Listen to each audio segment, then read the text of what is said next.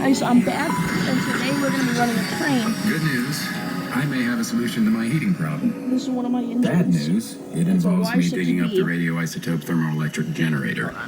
Now, if I remember my training correctly, one of the lessons was titled, Don't Dig Up the Big Box of Plutonium, Mark.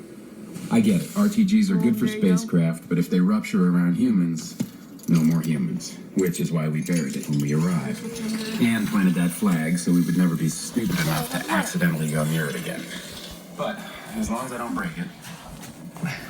I almost just said everything will be fine out loud. Look, the point is, I'm not gold anymore. And sure, I could choose to think about the fact that I'm warm because I have a decaying radioactive isotope riding right behind me, but right now I got bigger problems on my hands.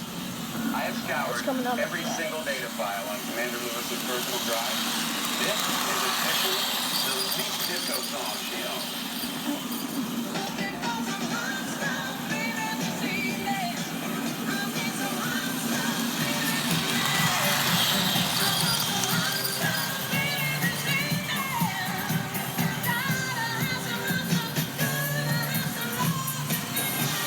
This is actually good.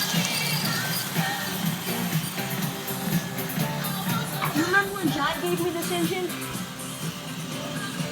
It runs really good.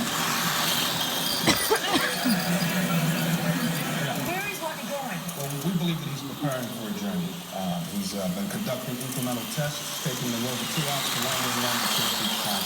I'll let this video go for 3 minutes and then I'll stop the video. The relative safety of the hab. We think that he plans to travel to the And I've already Ares shown you 41 the site cars. in order to make contact with us, but it would be dangerous landing. But if we could help him, we would tell him to stay put and to trust that we are doing everything in our power to bring him home alive. Thank you very much.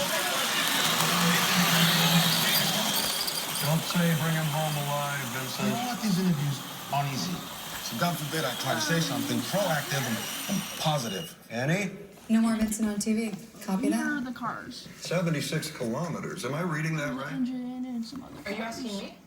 Kia.